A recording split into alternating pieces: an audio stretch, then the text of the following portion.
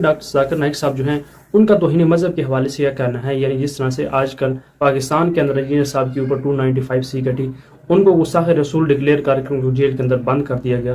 तो डॉक्टर जाकिर नाइक साहब का क्लियर ये कहना है कि कोई भी बंदा है अगर उससे अनजाने में या जानबूझकर कोई गलती हो जाती है, यानी रसूल सल्लल्लाहु अलैहि वसल्लम की शान में गुस्ताखी हो जाती है या फिर कुरान पाक की गुस्ताखी हो जाती है, तो उस टाइम तक उसके ऊपर 295C नहीं लगेगी। उस कंट्री के अंदर सिर्फ बातों से इस्लाम नाफिज ना हो बल्कि वहाँ पर अमलन काम जो है वो इस्लाम के मुताबिक होते हों, तब उस बंदे के ऊपर जो है वो 295C या इस तरह की कोई भी सजा जो है वो लागू हो सकती है। तो इस हवाले से अगर दोस्तों अगर देखा जाए तो पाकिस्तान के अंदर सिर्फ और सिर्फ जो है वो नाम के मुसलमान हैं और इस तरह के फ़िरका परस्त उलमा, जज्बाती उलमा पाकिस्तान के अंदर मौजूद हैं। तो छोटी सी बात के ऊपर भी किसी के ऊपर तौहीन मज़हब का इल्ज़ाम लगाकर किसी को कह दिया ये गुस्ताख़ रसूल है, उसके ऊपर 295C जो है वो डाल। हाँ, सबसे पहले ये होगा अगर वो बंदा सच्चे दिल से तौबा करता है तो उसकी तौबा जो है वो काबिल कबूल होगी। और साथ उन्होंने ये भी कहा कि शिर्क कितना बड़ा जो गुनाह अजीम है तो उसको भी अल्लाह ताला माफ़ कर देता है। तो ये जो गुस्ताखी है अगर बंदा सच्चे दिल से तौबा करता है तो उसकी माफ़ी भी हो सकती है। लेकिन दोस्तों आपको पता होगा कि हमारे पाकिस्तान के अंदर ऐसे ऐसे फ़िरका परस्त उलमा मौजूद हैं जो अपने आप को दीन का ठेकेदार समझते हैं और ये कहते हैं कि नहीं इस्लाम की खिदमत हम ही कर रहे हैं, दूसरे जितने भी मुकातब फ़िक्र के लोग हैं अपने उनके अलावा दूसरे जितने भी लोग हैं वो तो गुस्ताख़ रसूल हैं, उनके पीछे तो नमाज भी नहीं होती।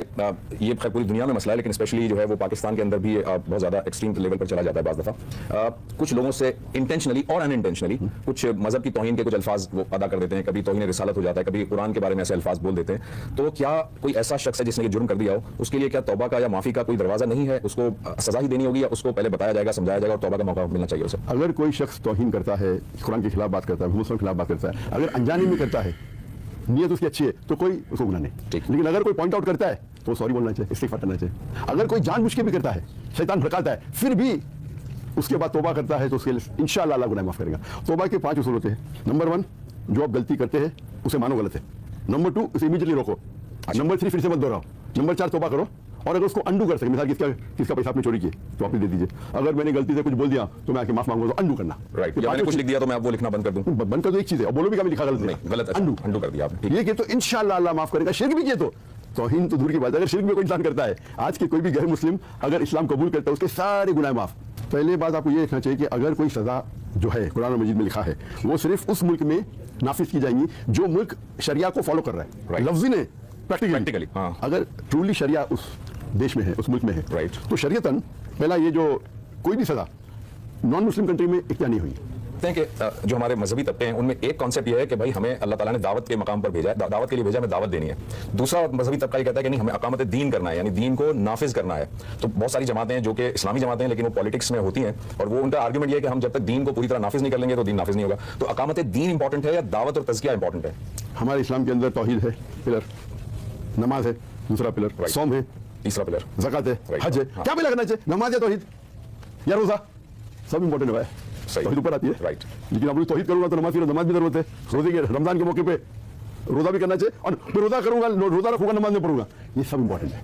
सब जो आपके इख्तियार में है अल्लाह ताला उसका हिसाब किताब आपसे लेगा।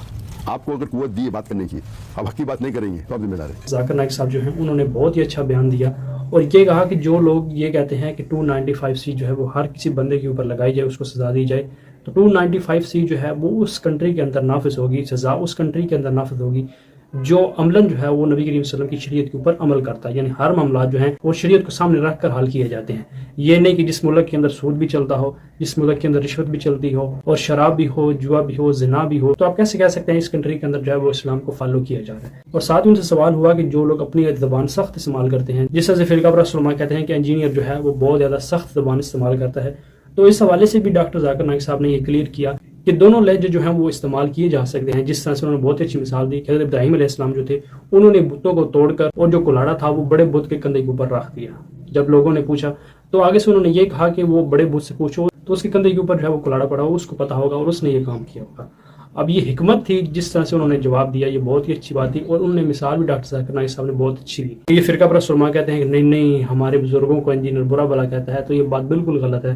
तो इंजीनियर साहब जो भी बात करते हैं, वो सब भी जो भी करते हैं, तो इंजीनियर साहब जो हैं वो किसी लिमिट में रह कर करते हैं। इंजीनियर साहब ऐसा नहीं करते कि किसी के ऊपर जो है वो चढ़ाई कर दी, यानी गालियां निकालनी शुरू कर दी और जज्बात में आकर उसकी माओ बहनों बेटियों को। सच आपको पता है कि फ़िरका परस्त उलमा जो हैं वो वल्गर लैंग्वेज इस्तेमाल करते हैं, तो इंजीनियर साहब तो इस बात के कायल ही नहीं है।